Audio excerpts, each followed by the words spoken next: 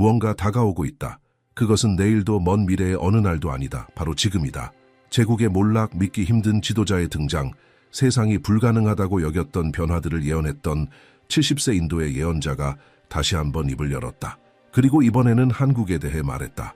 단 7일 안에 권력이 다른 손으로 넘어갈 것이라고 했다. 그 나라가 인류 전체에 영향을 미칠 전환점의 중심이 될 것이라고 했다. 그가 말하면 세상은 귀를 기울인다. 그의 목소리는 결코 허공에 울리지 않기 때문이다. 수십 년 전 아무도 무너지리라 믿지 않았던 소련의 붕괴를 예고했다. 베를린 장벽이 무너질 것이라 했고 세상은 비웃었지만 결국 장벽은 무너졌다. 그 후 그는 세계를 둘로 나눌 지도자의 등장을 예언했고 모든 것이 그의 말대로 이루어졌다. 이제 이 노현자는 완전한 침묵 속에 머물다가 무언가가 그 침묵을 깼을 때 다시 입을 열었다. 이번 그의 말은 경고처럼 들렸다. 한국이 전환점이 될 것이다. 7번째 날이 오면 더 이상 예전과 같지 않을 것이다. 그는 비유를 쓰지도 상징을 사용하지도 않았다. 짧고 직설적이며 차가운 한 문장뿐이었다. 그래서 더 무섭다. 왜냐하면 이 사람은 결코 말을 낭비하지 않기 때문이다. 그가 말하면 시간이 움직인다. 그리고 그에 따르면 한국의 시간이 곧 바뀌려 하고 있다. 그 예언자가 어디서 그 지식을 얻는지는 아무도 모른다. 어떤 이들은 그가 히말라야에 숨겨진 사원에서 수십 년을 보내며 고대 문명을 다룬 문헌을 연구했다고 말한다. 또 어떤 이들은 그가 수년간 사라졌다가 완전히 다른 사람으로 돌아왔다고 한다. 마치 세상 누구도 모르는 무언가를 알고 있는 듯이. 그는 거의 모습을 드러내지 않지만 그의 메시지는 언제나 세상이 변화의 문턱에 있을 때 도착한다. 그 70세의 인도 예언자는 첫 번째 신호가 하늘에서 올 것이라 했다. 그리고 실제로 나타났다. 한국의 천문학자들은 동해 상공에 파란 빛의 연속이 활처럼 펼쳐진 것을 관측했는데 그것은 마치 수평선 위에 빛으로 쓰인 문장이었다. 어떤 군사 레이더도 움직임을 포착하지 못했고 도쿄의 관측소들은 어떤 유성체도 접근하지 않았다고 밝혔다. 그 현상은 단 3분간 지속되었지만 통신 시스템에 이상한 간섭을 남겼다. 영상은 곧 삭제되었지만 복사본은 몇 시간 동안 온라인에서 퍼졌다. 예언자는 이렇게 말했었다. 창공이 먼저 말할 것이다. 그리고 하늘이 조용히 빛날 때 인간의 시간은 방향을 바꿀 것이다. 며칠 뒤 서울에 예상치 못한 비가 내렸고 천둥이 도시의 창문들을 흔들었다. 기상학자들은 이를 대기 불안정이라 불렀지만 예언자는 이것이 각성의 전조라고 말했다. 자연은 언제나 권력보다 먼저 반응한다. 그는 오래된 수첩 중 하나에 그렇게 적어두었다. 사람들은 그것을 느꼈다. 공기는 무거워졌고 소리는 느리게 울렸으며 잠깐 동안 도시 전체가 거의 절대적인 침묵에 잠겼다. 바로 그 순간 많은 이들이 믿기 시작했다. 하늘이 바뀌면 땅이 반응한다. 중국에서는 이상한 황금빛 안개가 공업지대 일부를 뒤덮어 며칠 동안 해를 가렸다. 그 광경은 고대 사트야의 책에 기록된 진보의 그림자를 떠올리게 했다. 인류가 자기 창조물 속에서 길을 잃기 시작하는 시기. 미얀마에서는 지하의 진동으로 천년된 사원 근처의 산들이 갈라지며 돌에 새겨진 정체불명의 문자가 드러났다. 현지 승려들은 그 기호들이 불교 이전의 것이라 믿고 있으며 이 시대에 속하지 않는 존재라 여긴다. 이 소식을 들은 예언자는 단 한마디만 했다. 묻혀있던 것이 움직이기 시작했다. 일본에서는 어부들이 갑작스럽게 떼지어 사라진 물고기들과 고요한 바다에 생겨난 거대한 소용돌이를 목격했다. 해양연구소는 어떤 지각 변화도 없었다고 부인했지만 오키나와의 노인들은 이런 현상은 바다가 인간에게 경고하려 할 때 나타난다고 말한다. 예언자도 이에 동의했다. 그는 바다는 우주의 변화에 가장 먼저 반응하는 거울이며 고요히 회전할 때는 지구의 에너지가 재정렬되고 있다는 신호라고 말했다. 서구는 이 상황을 이해하지 못한 채 지켜볼 뿐이다. 국제기관들은 이 사건들을 단순한 자연적 우연이라고 설명하려 하지만 워싱턴과 브뤼셀에는 비밀 보고서들이 돌고 있다.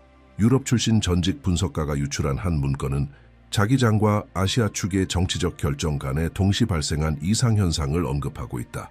그 보고서는 한국, 중국, 일본을 공명 중심지로 지목하고 있는데 이는 예언자가 30년 전 동양의 주기적 변화에 대해 간견하면서 사용했던 표현이다.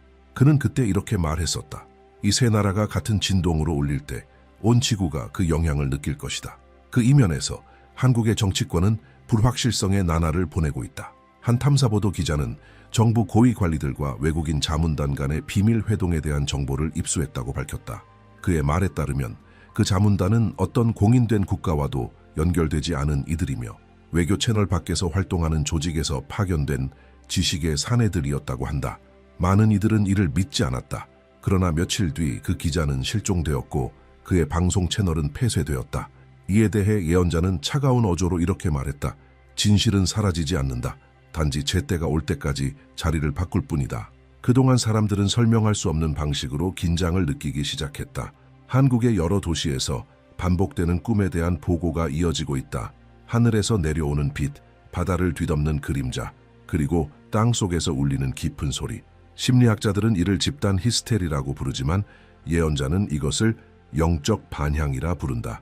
그는 큰 이동이 일어나기 전에는 집단 무의식이 열리고 꿈에서 본 것이 곧 현실에 나타난다고 말한다. 인도 북부 승려들이 보존해온 사트야의 책에는 지금 이 시기를 떠올리게 하는 구절이 있다. 태양이 안개에 가려지고 바람 없이 바다가 회전할 때 세상의 왕들은 침묵할 것이다. 도시는 평온해 보이겠지만 민중의 심장은 움직이기 시작하리라.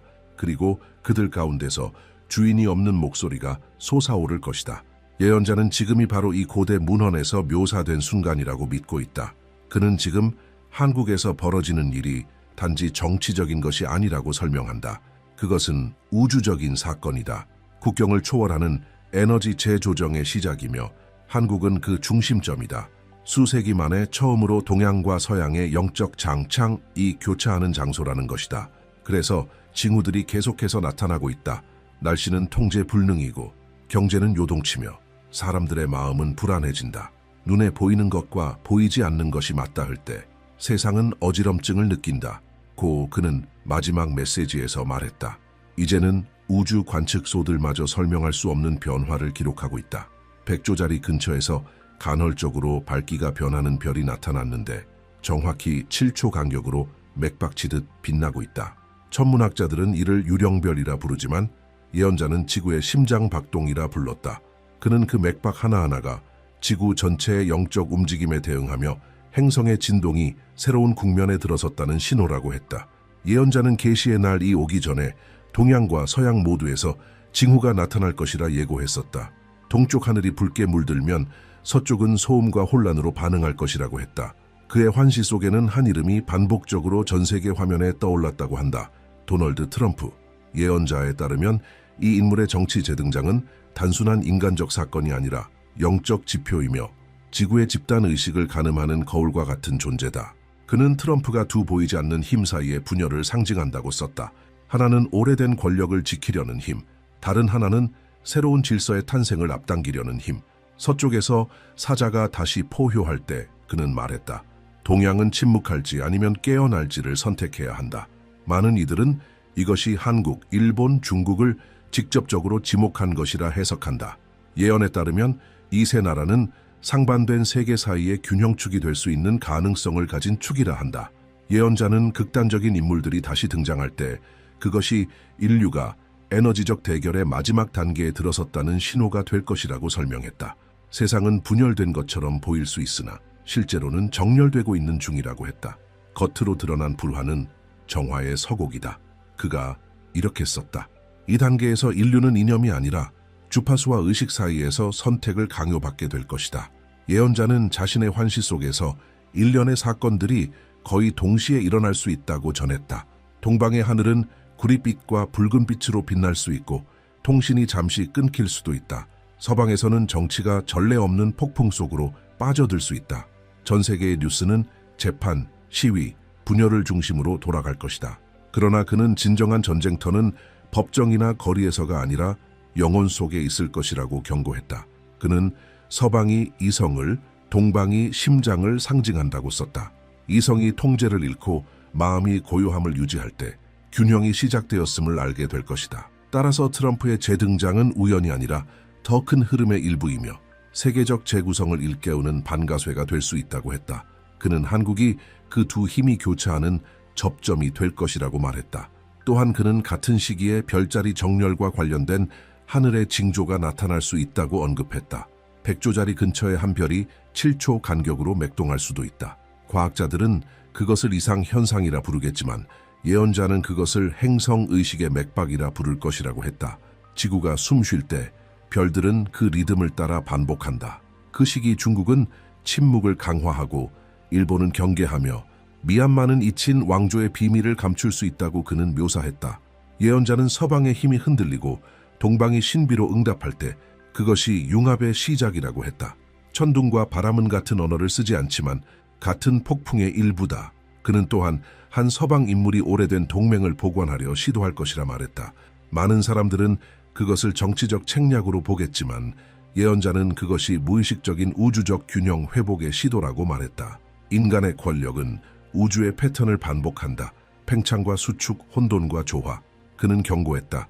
서방이 두려움으로 반응하면 동방은 그 무게를 느끼겠지만 지혜로 대응한다면 각성은 평화롭게 이루어질 수 있다고. 그리고 바로 그 시점에서 예언자는 흥미로운 환시를 소개했다. 태평양 위에 빛나는 지도, 워싱턴, 서울, 도쿄를 잇는 보이지 않는 에너지의 선. 그는 이 선들이 세계의 열쇠, 즉 이성, 마음, 운명을 상징한다고 썼다.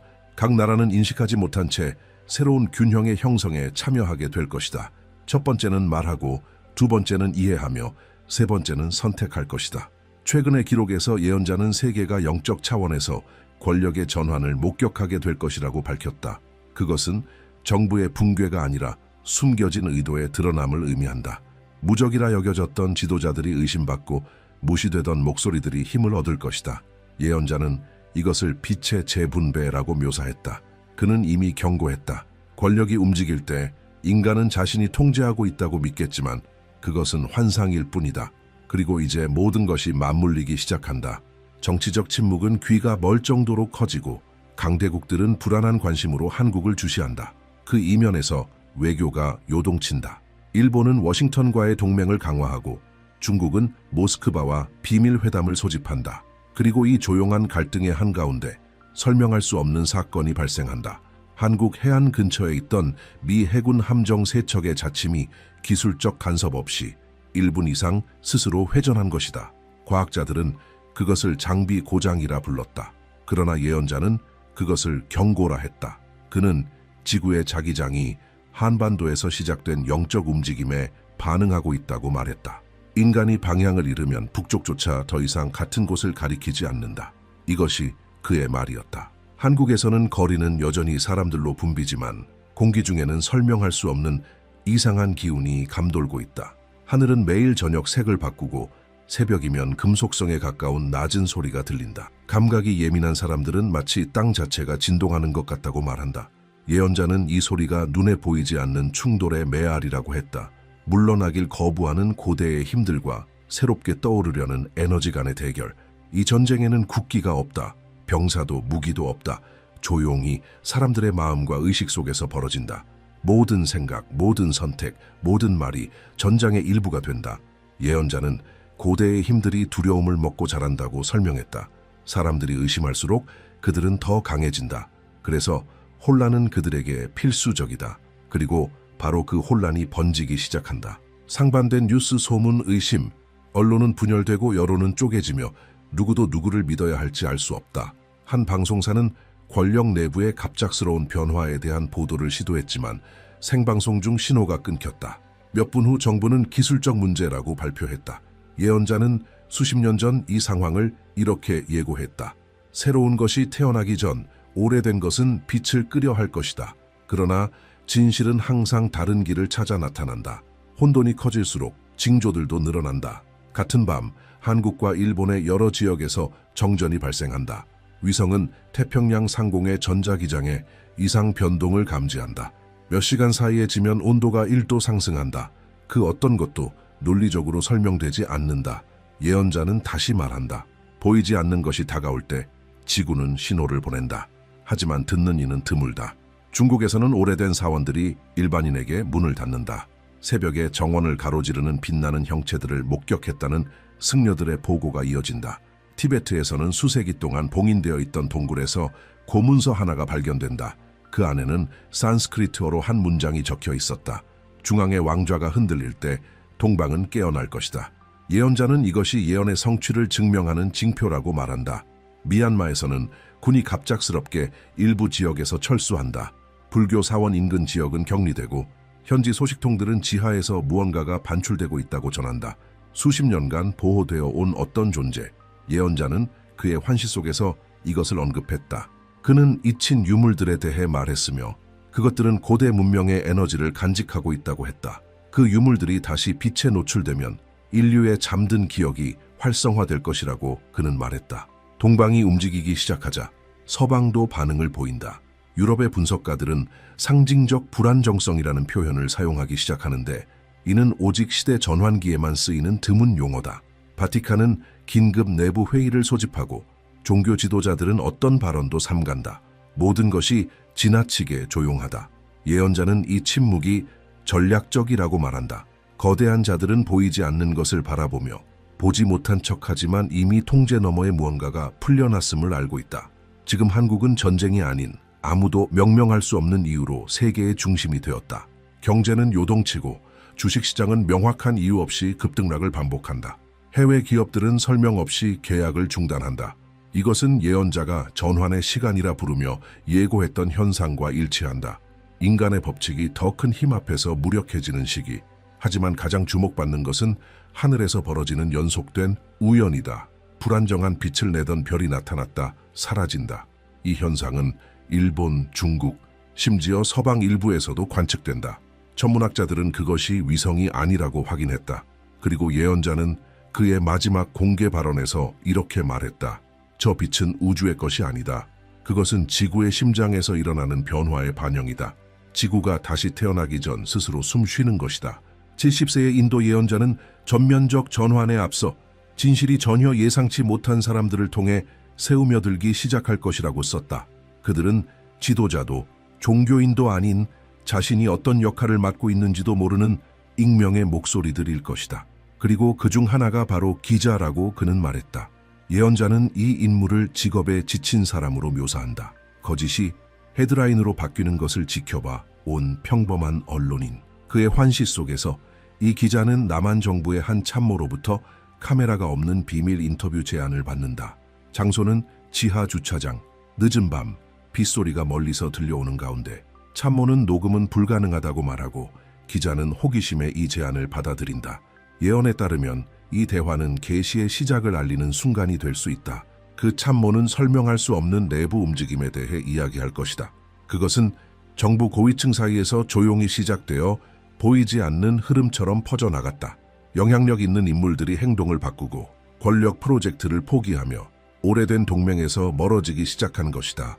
그는 이렇게 말할 것이다. 마치 새로운 에너지가 이 안으로 들어온 것 같아요.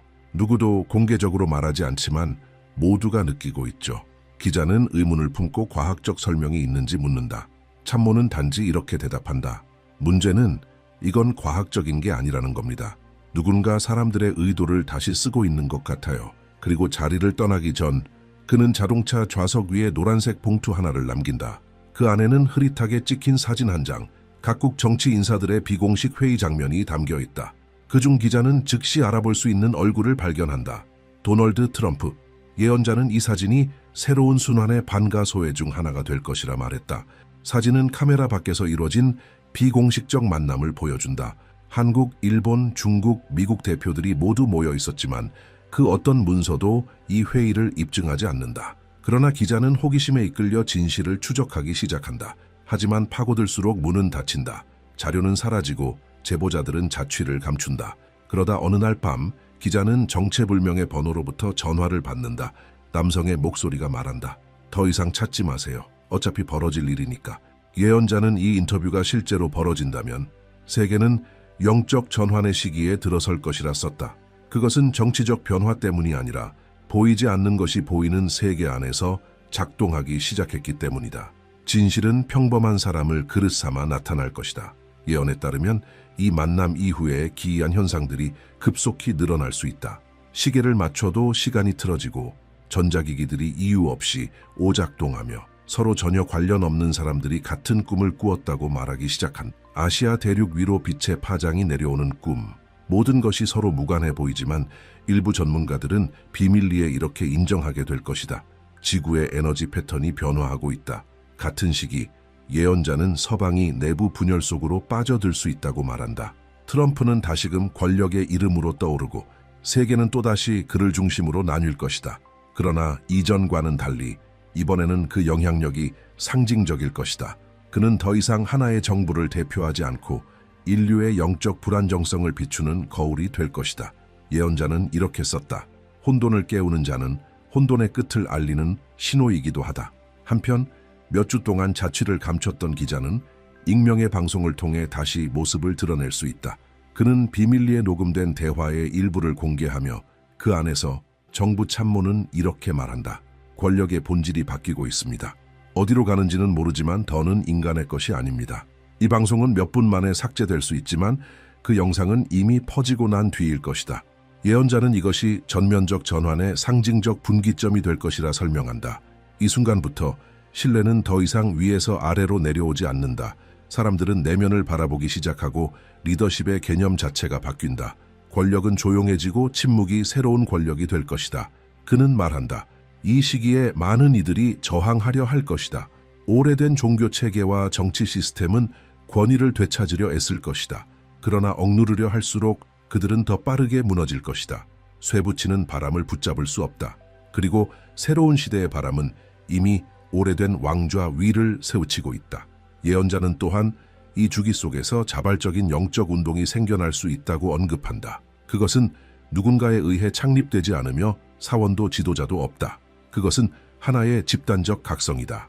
전 세계의 사람들이 서로 알지 못한 채 비슷한 행동을 시작하게 되며 그들 모두는 보이지 않는 하나의 목적에 의해 연결되어 있는 것처럼 느껴진다. 그는 이 현상을 마음들의 수렴이라고 부른다. 그리고 이 일이 벌어질 때 처음에는 아무 의도 없이 시작했던 그 기자, 그 평범한 사람, 은 하나의 상징이 될 것이다. 그의 이름은 잊혀질 수 있지만 그의 행동은 남을 것이다. 사람들은 그를 이렇게 기억할 것이다. 보이지 않는 것을 들은 자. 예언자는 이렇게 썼다.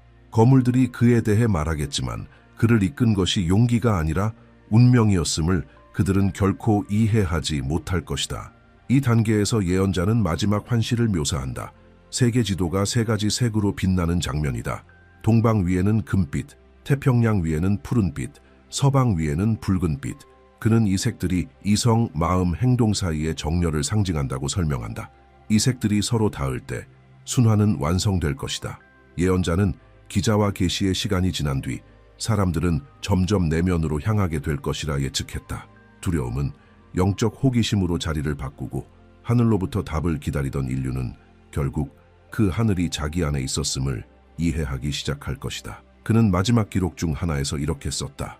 탐구가 거리에서 마음으로 옮겨갈 때 새로운 순환이 시작된 것이다. 그의 환시에 따르면 이 시기 세상은 아직 사라지지 않은 것과 이미 태어났지만 눈에 보이지 않는 것 사이에서 갈라진 듯 보일 것이다. 경제는 흔들리고 정부들은 머뭇거리겠지만 삶은 계속된다. 그리고 그 미세한 흐름 속에서 무언가가 피어날 것이다. 예언자는 이것을 지구의 새로운 호흡이라고 부르며 눈에 보이지 않는 조화의 상태가 인류를 연결하게 될 것이라 말한다. 서로를 몰라도 마음은 통하게 될 것이다. 그는 한국이 이 새로운 의식의 출발점이 될 것이라 적었다. 군사력도 기술력도 아닌 부활의 상징을 지녔기 때문이다. 고통과 극복의 역사, 경계로 나뉜 민족. 그러나 언젠가 이 경계는 조약이 아니라 이해로 녹아 사라질 것이다. 예언자는 이렇게 말했다. 영적 통일은 모든 정치적 합의에 앞선다. 한 민족의 마음이 치유되면 그 몸도 따를 것이다. 기자 역시 이 시기에 다시 모습을 드러낼 수 있다. 더 이상 기존의 방송이 아닌 소박한 방식으로 자신의 집에서 혹은 작은 화면을 통해 그는 이제 너무 많은 것을 보았고 너무 깊이 느껴서 두려워하지 않는 자가 되어 있을 것이다. 그의 말은 수많은 사람들의 마음에 닿을 것이다. 그는 믿음을 요구하지 않는다. 그는 주의를 요청한다. 보이지 않는 것을 관찰하세요. 그것은 이미 모습을 드러내려 하고 있습니다. 그 사이 서방 역시 자신만의 각성기를 맞이할 수 있다. 트럼프는 여전히 논란의 이름으로 남아있겠지만 이제는 하나의 상징으로 받아들여질 것이다. 그가 불러왔던 분열은 점차 힘을 잃고 과거의 소음은 거울로 바뀔 것이다. 예언자는 이렇게 썼다. 서방이 자기 내부의 갈등을 직면하게 될 때 마침내 깨닫게 될 것이다. 진정한 힘은 상대를 이기는 데 있는 것이 아니라 그 안에서 비치는 자기 자신의 그림자를 이해하는 데 있다. 인류는 결국 자신이 만든 그림자와 싸우고 있었다는 사실을 알게 될 것이다. 이 시기에 대해 예언자는 말한다. 하늘은 짧지만 시적인 징조들을 보일 수 있다고. 빛의 기둥, 미묘한 반짝임, 바람을 거슬러 움직이는 구름들. 옛 세대는 그것을 환상이라 부르고 젊은 세대는 우연이라 말하겠지만 감각이 깨어있는 이들은 그것을 기억으로 인식할 것이다. 자연은 언제나 인간이 이해하기 전에 먼저 말한다. 예언자는 이 각성이 퍼질 때 모든 사람이 조용한 선택을 하게 될 것이라 본다. 두려움에 머무를 것인가, 새로운 흐름에 동참할 것인가. 그 선택에는 중재자도 지도자도 없다. 미래는 지도자를 요구하지 않는다. 그것은 의식을 요구한다. 그는 설명한다. 전면적 전환은 세상의 파괴가 아니라 시선의 재전환을 의미한다. 권력은 원래 있던 자리로 돌아갈 것이다. 각 인간의 내면으로. 그는 예견한다. 이 시기에는 사원들이 비어가고 가정이 기도의 장소가 될 것이다. 믿음은 더 이상 암송되지 않고 삶으로 사라지게 될 것이다. 말보다 침묵이 더 소중해질 것이며 도시는 계속 돌아가겠지만 공기 자체가 달라질 것이다. 더 가볍고 더 살아있는 느낌. 지구가 인간과 함께 숨쉬기 시작할 때 그때 예언은 자신의 역할을 다한 것이다. 예언자는 마지막 글에서 말한다. 어떤 환시도 절대적이지 않다고. 미래는 끊임없이 움직이는 들판이며 예언은 인간을 산만함에서 깨우기 위해 존재하는 것이라고. 예언은 비극의 경고가 아니라 의식으로의 초대다. 그는 당부한다. 그 시간이 오면 사람들은 신자와 회의론자로 나뉘지 말고 잠든 자와 깨어난 자로 나뉘어야 한다고. 그리고 그는 한 문장을 남긴다. 변화를 들었을 때 도망치지 말라. 징조를 보았을 때 두려워하지 말라. 그리고 침묵이 찾아올 때 귀를 기울이라. 이 글은 마치 시간을 초월한 호소로 끝을 맺는다. 이것을 듣고 있다면 당신은 관찰자가 아니다. 당신은 이 이야기의 일부다. 당신의 시선, 당신의 말, 당신의 선택이 앞으로 올 것을 형성할 것이다. 예언은 족쇄가 아니라 열쇠다. 그리고 모든 영혼은 그것을 사용할 수 있는 힘을 지니고 있다. 그리고 어쩌면 모든 것의 끝에서 예언자가 남긴 가장 큰 가르침은 이것일 것이다. 미래는 기다리는 것이 아니라 만드는 것이다. 그리고 아주 작아 보이는 인간의 행동 하나하나가 이미 운명의 한 조각이다. 이제 만약 이 말들이 당신 안에 무언가를 건드렸다면 댓글에 당신이 느낀 것을 남겨주세요. 당신의 시야, 당신의 직감, 당신의 예감을 나누어 주세요. 어쩌면 바로 이 순간 예언은 가장 조용한 방식으로 이루어지고 있을지도 모릅니다. 바로 당신의 마음속에서. 그리고 이 영상을 내일은 여전히 달라질 수 있다는 것을 기억해야 할 누군가에게 공유해 주세요. 미래는 아직 다시 쓰여질 수 있습니다. 각성은 어쩌면 이미 시작되었고 그것은 우리 각자에게서 시작됩니다. 세상에서 무언가가 일어나고 있지만 아무도 그 이유를 설명하지 못하고 있다. 전쟁, 재난, 붕괴, 사라지는 지도자들. 모든 것이 마치 누군가가 어디선가 다음에 일어날 일을 정확히 알고 있는 보이지 않는 각본을 따르는 듯하다. 그 누군가는 실제로 존재하며 그의 이름은 브랜든 빅스이다. 인류의 미래에 대한 직접적인 환상을 받았다고 주장하는 텍사스 출신의 미국인 목사다. 그리고 가장 섬뜩한 점은 그가 예언한 거의 모든 것이 이미 실현되었다는 것이다. 그의 말은 살아있는 예언처럼 퍼지고 있다. 브랜든은 자신이 스스로의 목소리로 말하는 것이 아니라 신의 뜻을 전하고 있다고 주장한다. 그는 종교를 설파하기 위해 선택된 것이 아니라 세상에 곧 닥칠 일을 경고하기 위해 선택되었다고 말한다. 그리고 그가 최근 몇 년간 밝혀온 내용들은 회의론자들마저 두려움에 떨게 만든다. 한때 터무니없다고 여겨졌던 예언들이 모두 현실이 되었고 무시되던 경고들이 이제는 뉴스의 제목이 되었다. 그리고 그는 단언한다. 마지막 순환이 이미 시작되었다고. 브랜든 빅스는 신시대의 미국인 예언자로 알려지게 되었다. 그의 환상은 전쟁, 재앙, 그리고 거대한 나라들의 붕괴를 이야기한다. 그는 이것이 세상의 종말이 아니라 인간이 통제하고 있다고 믿는 모든 구조의 종말이라고 말한다. 그리고 그의 말에 따르면 그 징조들은 이미 우리 눈앞에 드러나 있다. 더 이상 부정할 수 없다. 그는 3번의 전쟁이 지구의 운명을 결정할 것이라고 말한다. 그중 2번은 인류가 이미 경험한 전쟁들이지만 3번째이자 가장 위험한 전쟁은 지금 보이지 않는 형태로 진행 중이다. 브랜드는 지구 위에 3개의 불꽃을 보았다고 한다. 2개는 천천히 꺼져갔지만 하나는 조용히 타오르며 점점 커지고 있었다. 그 불꽃이 바로 아무도 보지 못하는 전쟁, 즉 네트워크와 시스템, 그리고 인간의 정신 속에서 벌어지는 그림자 속의 전쟁이라고 그는 말한다. 그의 계시는 길지도 상징적이지도 않다. 단도직입적이고 냉정하며 소름 끼치도록 구체적이다. 그는 인류가 현대 역사상 가장 위태로운 순간을 지나고 있다고 주장한다. 전쟁, 지진, 경제 붕괴는 각각의 사건이 아니라 모두 하나의 동일한 순환의 일부라는 것이다. 수십 년 전 시작된 그 순환이 이제 끝을 향해 가고 있다. 브랜든의 예언은 이미 여러 전쟁의 발발 시점, 지속 기간, 재난의 날짜, 심지어 세계적 위기 이전의 정부의 움직임까지 정확히 맞췄다. 이제 그는 다음 시기가 모든 것의 분기점이 될 것이라고 말한다. 인류 전체가 선택을 마주하게 될 일련의 사건들, 변화할 것인가 아니면 무너질 것인가. 만약 당신이 세상이 어딘가 잘못되었다고 느낀다면, 균형이 무너졌다고 생각된다면 이제는 더욱 주의 깊게 지켜볼 때일지도 모른다. 당신의 생각을 말하고 느낀 것을 나누어라. 왜냐하면 브랜든 빅스 목사의 말처럼 미래는 누구도 기다려주지 않기 때문이다. 이미 시작되었다. 브랜든 빅스 목사가 발표한 예언 중 가장 많이 회자된 것 중 하나는 2개의 전쟁이 끝나고 새로운 시대가 시작되는 순간에 대한 상세한 환시였다. 그는 흰 꽃들로 뒤덮인 들판과 이전에는 서로 대립하던 목소리들이 이제는 침묵 속에서 하나가 되는 듯한 멀리서 들려오는 소리를 보았다고 묘사했다. 그에 따르면 이것이 러시아와 우크라이나 간 전쟁의 종식을 알리는 신호였다. 그의 예언은 수년간의 파괴와 상실 끝에 봄의 어느 시기, 정확히는 2026년 4월, 평화가 찾아올 것이라 전했다. 그는 세계 앞에서 지도자들이 악수하는 장면을 보았으며 그것이 21세기 가장 참혹한 분쟁 중 하나의 종료를 상징하는 제스처가 될 것이라고 확신했다. 그는 또한 최초의 비밀 협상이 2026년 2월에 시작될 것이라고 구체적으로 말했다. 이 협상은 국제 중재자들에 의해 조율될 것이며 곧이어 3월에는 외교가 공식화되고 몇 주 후 평화 협정이 체결될 것이라고 예언했다. 그가 말하길 이 휴전의 이유는 자비나 화해심에서 비롯된 것이 아니라 철저한 소진 때문일 것이다. 두 국가는 더 이상 전쟁을 지속할 수 없는 지경에 이르게 될 것이며 쇠약해진 경제, 내부의 압박, 인적 피해 누적이 결단을 강요하게 될 것이라고 했다. 이 시나리오 속에서 브랜든은 바로 민중이 평화의 원동력이 될 것이라고 강조했다. 그는 이 협정이 가져올 결과에 대해서도 설명했다. 우크라이나는 일부 영토를 잃게 되지만 더 큰 것을 얻게 될 것이라고 했다. 의 최종 가입과 서방으로부터의 재건을 위한 경제적 지원이다.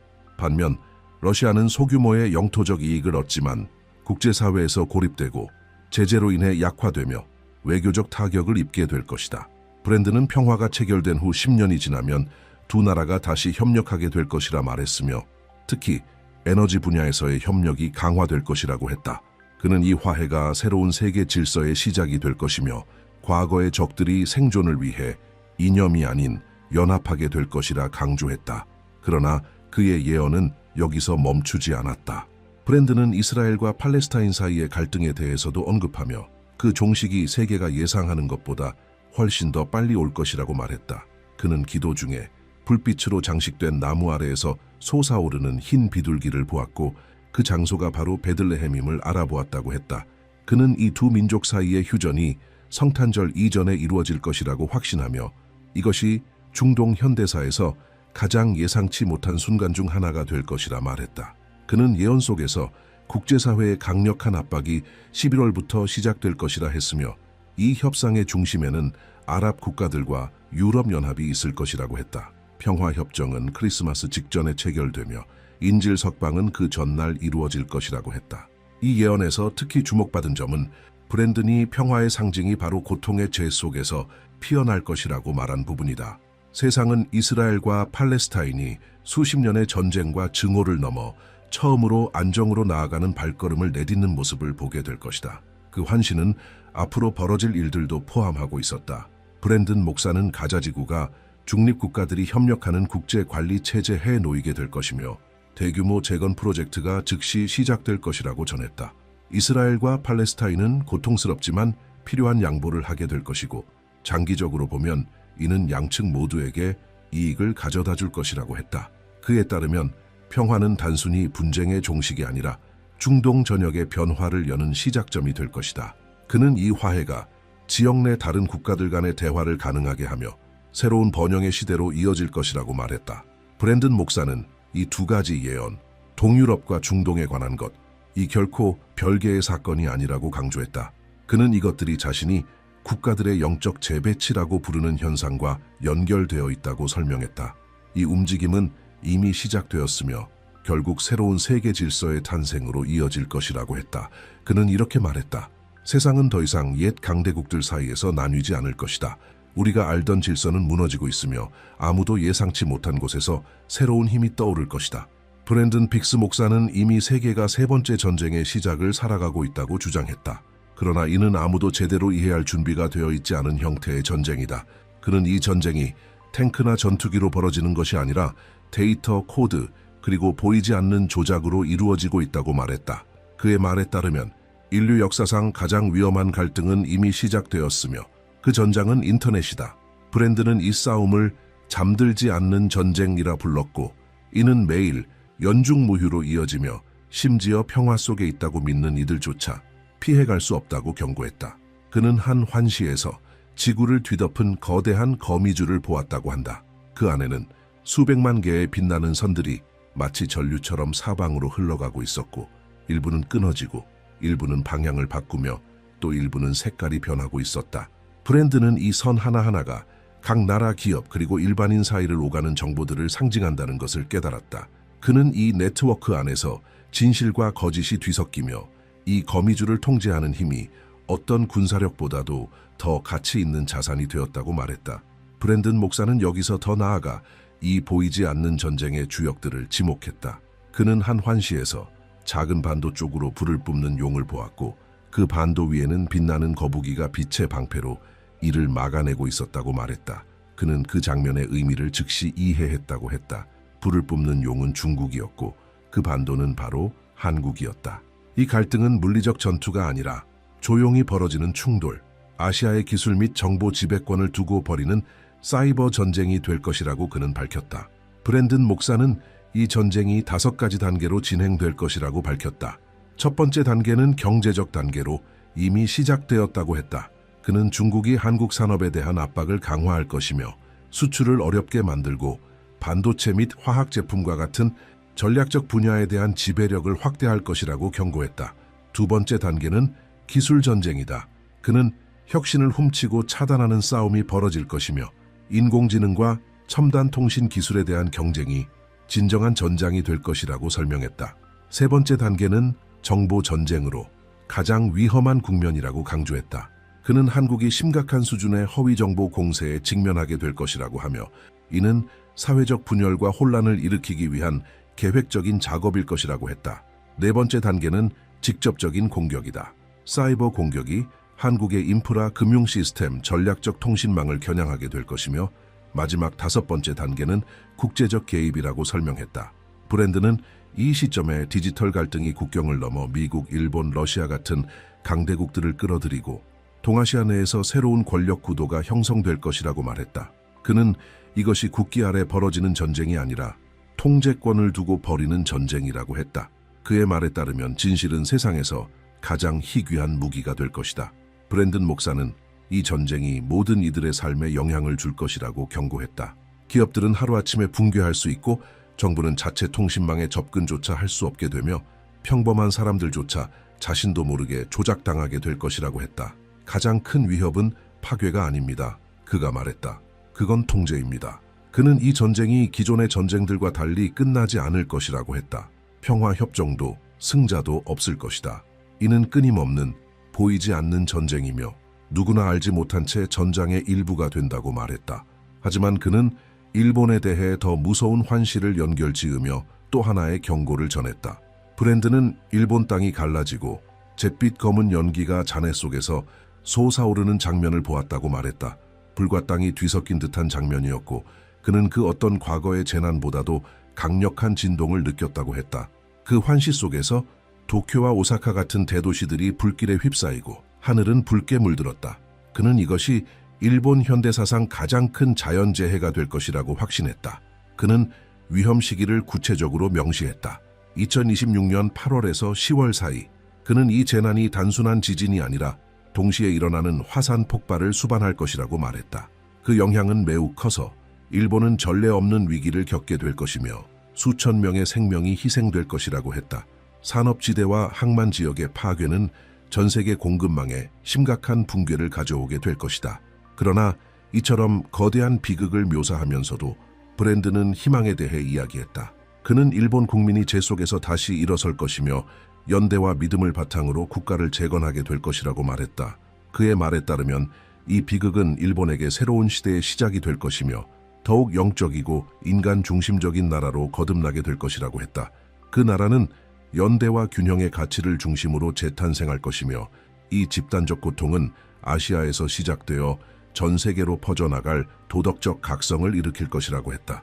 브랜드는 또한 한국에 대한 뜻밖의 계시도 전했다. 그는 어느 환시에서 한 중요한 지도자가 갑작스럽게 사라지는 모습을 보았다고 말했다. 마치 흔적도 없이 권력을 떠난 것처럼 보였으며 그는 이 일이 쿠데타도 죽음도 아닌 자발적인 퇴진이라고 설명했다. 그리고 이 공백 속에서 3명의 새로운 지도자가 등장한다고 했다. 젊은 개혁가, 노련한 외교관, 그리고 통찰력 있는 경제학자. 이 셋은 현대사에 유례없는 새로운 형태의 정부를 구성하게 될 것이라고 예언했다. 브랜든 목사는 이 삼두체제가 새로운 한국을 상징하게 될 것이라고 밝혔다. 더 균형 잡히고 통합되며 새롭게 떠오르는 세계를 맞이할 준비가 된 국가. 그는 이 새로운 정부가 조화롭게 역할을 나눌 것이라고 설명했다. 한 명은 국내 정치, 또 한 명은 외교, 나머지 한 명은 경제를 맡게 된다고 했다. 이 연합은 번영을 가져오고 민주주의를 강화할 것이며 브랜드는 이 새로운 구조 아래에서 한국이 전 세계적으로 혁신과 안정성의 모범이 될 것이라고 확신했다. 이러한 계시는 많은 추종자들에게 강한 인상을 남겼다. 많은 이들이 만약 이러한 변화가 실제로 일어난다면 아시아의 정치 지형 자체가 재편될 것이라고 믿고 있다. 그러나 브랜든 목사는 이것이 단지 시작일 뿐이라고 말한다. 그는 이 사건들 이후에 찾아올 변화가 국경을 넘어 전 세계적인 재구조화를 일으킬 것이라고 밝혔다. 그리고 바로 이 지점에서 그의 메시지 중 가장 불안한 부분, 모든 것이 바뀌는 해에 대한 환시가 등장한다. 브랜든 빅스 목사는 전 세계가 결정적인 분기점, 현대사의 흐름을 바꿔놓을 하나의 전환점에 가까워지고 있다고 말했다. 그가 받은 모든 환시는 하나의 시기로 수렴되었다. 2027년. 그는 이것이 새로운 세계 질서의 첫 해가 될 것이라고 말했다. 이 시기는 지구의 모든 정치적, 경제적, 영적인 힘들이 재편되는 시간이며 지금 우리가 아는 그 어떤 것도 그대로 남지 않을 것이라고 했다. 그는 이 순환이 완성되었을 때 권력의 지도가 다시 그려지고 인류는 새로운 세계 균형의 탄생을 목격하게 될 것이라고 단언했다. 그에 따르면 변화는 아시아에서 시작되어 빠르게 퍼져나갈 것이다. 일본의 붕괴, 한국의 변혁, 그리고 중국과의 보이지 않는 전쟁이 완전한 재조정의 서막이 된다. 그는 일본이 재건을 시도하는 동안 한국은 지역적 균형의 역할을 맡게 될 것이라고 설명했다. 서울에는 새로운 안정의 중심이 자리 잡게 되며 삼두 체제를 갖춘 한국은 통치와 회복력의 모범이 될 것이다. 브랜드는 이 한국 모델이 다른 국가들에게 주목받게 될 것이며 전 세계의 새로운 통치 방식에 영감을 줄 수 있다고 밝혔다. 그는 이러한 흐름 속에서 미국과 중국이 절대적 지배력을 잃게 될 것이라고 말했다. 세계는 더 이상 두 개의 축으로 움직이지 않으며 복수의 권력이 함께 작동하는 체계로 전환될 것이다. 중소규모의 국가들이 목소리를 내기 시작하고 한국은 동서양 사이의 접점이자 새로운 균형의 중심이 될 것이라고 했다. 브랜드는 이 시기를 탈중앙화의 시대라고 정의했다. 힘이 더 널리 퍼지고 어느 한 국가도 단독으로 세계를 지배할 수 없는 순간 그는 이렇게 말했다. 하나님은 더 이상 제국을 허락하지 않으신다. 오직 균형만이 존재할 것이다. 그러나 브랜드는 이 새로운 시대로의 전환이 고통 없이 오지는 않을 것임을 분명히 했다.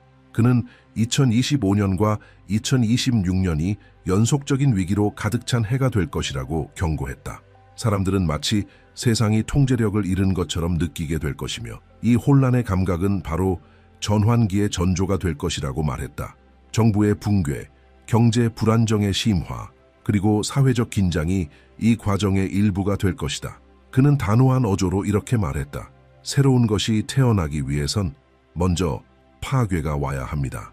이 시기 동안 많은 영적 지도자들과 종교 지도자들이 침묵할 것이라고 그는 밝혔다. 그들은 현재 일어나는 일들을 이해하지 못해 말을 잃게 될 것이다. 그러나 동시에 새로운 목소리들이 등장할 것이며 그들은 연합과 용기의 메시지를 전하게 될 것이다.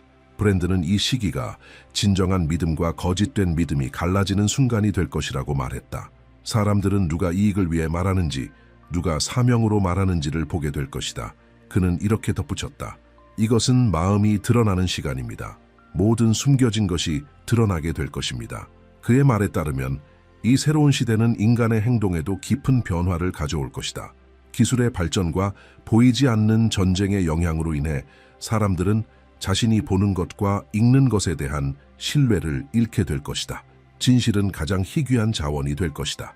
그래서 브랜드는 하나님께서 평범한 사람들, 시민들, 부모들, 교사들, 젊은이들을 들어 사용하셔서 세상에 잊혀진 가치를 회복시키고 분별력을 다시 세우게 하실 것이라고 말했다. 그는 선언했다. 권력은 궁전에서 떠나 다시 백성에게 돌아갈 것입니다. 이 전환기 동안 인류는 마치 시간이 멈춘 듯한 공허함을 겪게 될 것이라고 그는 설명했다. 하지만 그 침묵 뒤에는 곧 부활이 찾아올 것이라고 했다. 경제는 착취가 아닌 협력을 기반으로 재편되기 시작하고 국가들은 전쟁이 아닌 교류를 통해 생존하는 법을 배우게 될 것이다. 이 새로운 논리에 적응하는 나라들은 번영할 것이며 지배하려는 방식을 고수하는 나라들은 무너지게 될 것이다. 그는 또한 이러한 긍정적인 변화들에도 불구하고 산만함의 위험이 매우 클 것이라고 경고했다. 세상은 거짓된 희망과 음모론, 조작된 정보로 넘쳐나게 될 것이며 이 모든 것들은 사람들의 시선을 흐리고 진실에서 멀어지게 하기 위해 만들어질 것이라고 했다. 브랜드는 현재 정보를 통제하는 세력들이 마지막 순간까지 현실을 왜곡하려 할 것이라고 경고하며 이렇게 말했다. 이것은 마음을 둘러싼 전쟁입니다. 그리고 대부분의 사람들은 이미 그 전쟁에 참여하고 있다는 사실조차 깨닫지 못할 것입니다. 브랜든 목사는 이 영적 전쟁이야말로 인류가 직면할 진정한 시험이라고 믿는다. 이는 군대 간의 전쟁이 아니라 두려움과 의식 사이의 전쟁이다. 그는 하나님께서 악이 승리하도록 허락하지 않으시겠지만 세상은 스스로의 선택에 대한 결과를 반드시 마주하게 될 것이라고 말했다.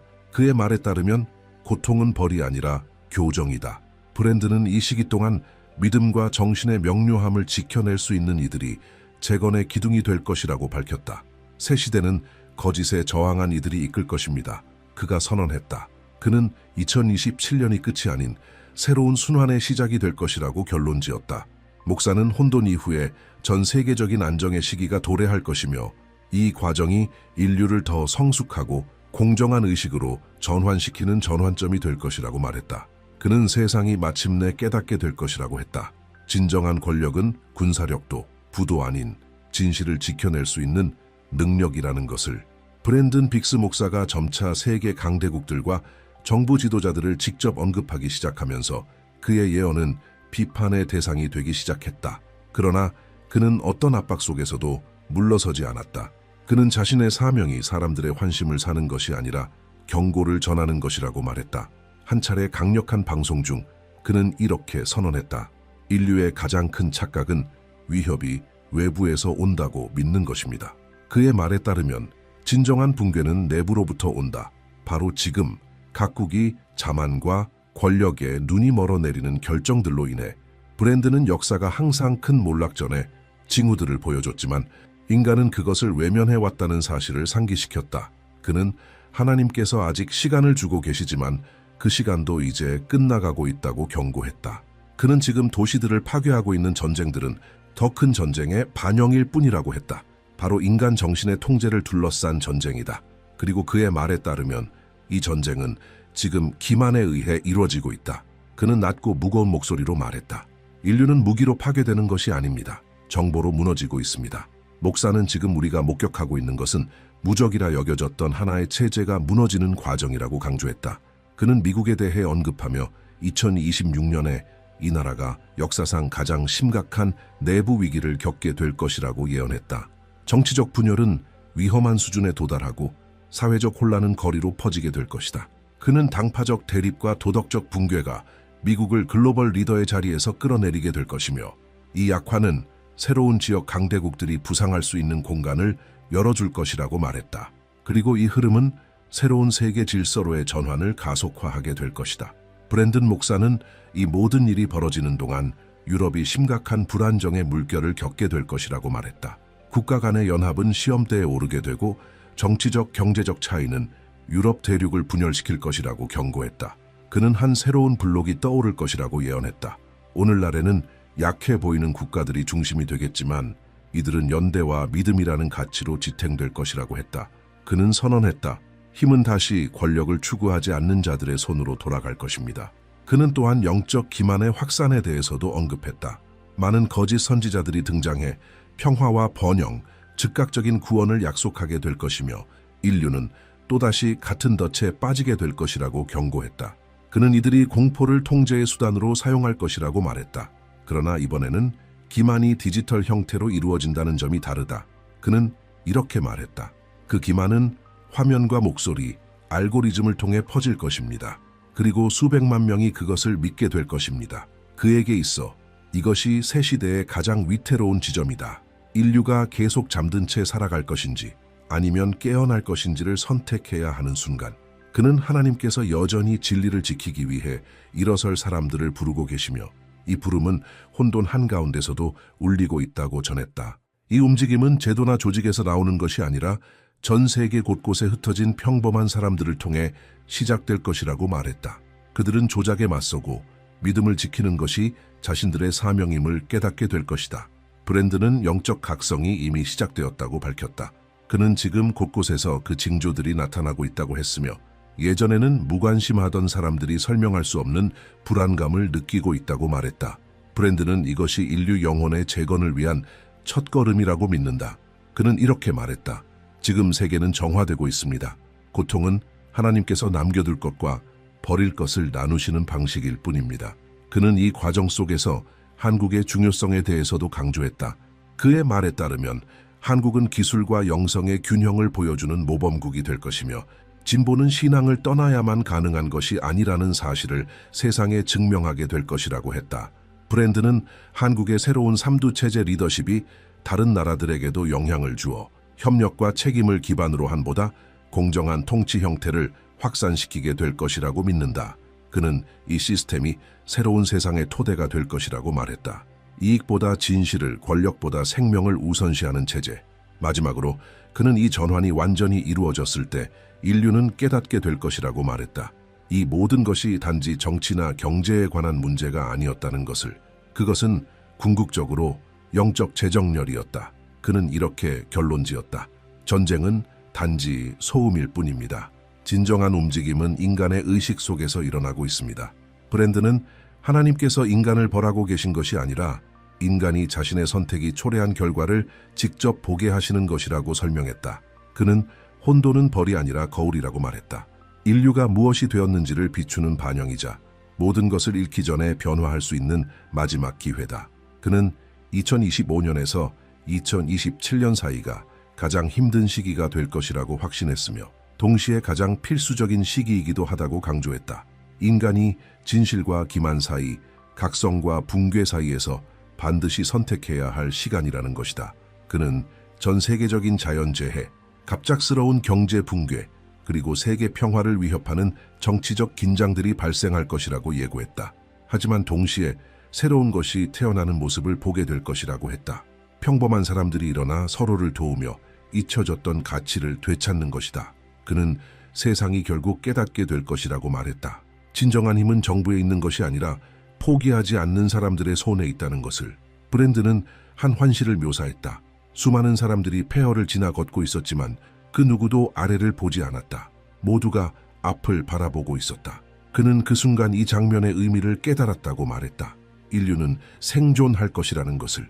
모든 것이 끝난 후에도 인류는 파괴되지 않는다. 변화하게 된다. 브랜드는 이 새로운 시대에는 신앙이 중심이 될 것이라고 말해. 그것은 종교로서가 아니라 순수하고 정의롭고 진실된 것과의 연결, 본질로서의 신앙이다. 그는 미래가 어둠의 시기가 아니라 재건의 시기라고 확언했다. 지금 세계가 겪고 있는 고통은 치유의 대가다. 그의 말에 따르면 하나님께서는 인간이 만든 구조물이 무너지도록 허락하심으로써 더 크고 단단한 기반 위에 새로운 것을 세우게 하신다. 이 갱신은 거대한 사건에서 시작되지 않는다. 작은 선택들에서 시작된다. 거짓의 시대의 정직을 택하고 부족함의 시대에 너그러움을 택하고 의심의 시대에 믿음을 지키는 사람들로부터 브랜드는 이 과정 속에서 기술의 역할에 대해서도 이야기했다. 그는 오늘날 보이지 않는 전쟁을 지탱하는 바로 그 시스템이 곧 지식과 지혜를 퍼뜨리는 도구가 될 것이라고 했다. 현재는 조작의 도구로 사용되고 있는 매체들이 결국에는 각성의 수단으로 바뀔 것이라고 믿는다. 그는 선한 목적이 다시 디지털 공간을 채우게 될 것이며 진실이 다시금 찾게 될 대상이 되고 침묵했던 다수의 자리에서 양심의 목소리가 울려 퍼질 것이라고 말했다. 세상은 소음으로 끝나지 않을 것입니다. 그가 말했다. 세상은 속삭임으로 다시 태어날 것입니다. 브랜든 목사는 앞으로 다가올 해들이 연합의 진정한 힘을 드러내게 될 것이라고 선언했다. 그는 하나님께서 완벽한 인류를 원하시는 것이 아니라 깨어있는 인류를 부르고 계신다고 말했다. 사랑과 믿음은 단순한 감정이 아니라 결단임을 이해하는 사람들. 그는 이 시대를 살아남는 이들은 모든 것이 무너져가는 순간에도 증오에 굴복하지 않는 이들이며 진실의 마음을 고정시킨 이들이 바로 새로운 시대의 건설자가 될 것이라고 강조했다. 그는 마지막 예언을 이렇게 마무리했다. 이 세상은 과거로 돌아가지 않을 것이며 오래된 강대국들은 무너지고 불가능해 보였던 곳에서 새로운 나라들이 떠오를 것이라고 했다. 한때 잊혔던 민족들이 목소리를 가지게 될 것이며 가장 많이 고통받았던 이들이 재건의 선두에 설 것이라고 예언했다. 그리고 이 전환은 아무리 고통스럽더라도 하나의 목적을 이루기 위한 과정이라고 확신했다. 브랜드는 2027년이 끝이 아니라 새로운 인류의 시작으로 기억될 것이라고 단언했다. 그의 마지막 말은 간단했지만 강한 울림을 남겼다. 하나님은 아직 말씀하고 계십니다. 그가 말했다. 들을 귀 있는 자는 들으라. 그 말을 남기고 그는 침묵했다. 과장도 약속도 없었다. 그저 자신의 사명을 다한 자의 고요함만이 남았다. 이제 세상은 지켜보고 있다. 누군가는 비웃고 누군가는 의심하며 또 누군가는 서서히 이해하기 시작한다. 전쟁은 계속되고 정부는 바뀌며 뉴스는 쏟아진다. 그러나 그 모든 혼돈 속에서 사람들 사이에 자라나는 감각이 있다. 정말로 무언가 거대한 일이 벌어지고 있다는 느낌. 어쩌면 그래서일지도 모른다. 브랜든 빅스 목사의 메시지들이 쉽게 사라지지 않는 이유는 그의 말은 듣는 이의 마음속에 남아 조용한 기억처럼 반복된다. 시간이 다가오고 있다는 경고처럼. 그는 말하곤 했다. 예언은 사람들을 두렵게 하기 위해 존재하는 것이 아니라 깨우기 위해 존재한다고. 미래는 돌에 새겨져 있는 것이 아니라 우리가 지금 내리는 선택 속에 있다고. 만약 당신이 이것이 단순한 우연이 아니라고 느낀다면 징조를 바라보라. 지금 세상에서 벌어지고 있는 일들을, 그리고 당신 내면에서 일어나고 있는 변화들을, 말해진 모든 것에 대해 스스로 생각해보라. 왜냐하면 브랜든 빅스 목사의 말처럼 어쩌면 그 새로운 세상은 이미 시작되었고 그 깨어남은 지금 우리 눈앞에서 일어나고 있을지도 모르기 때문이다.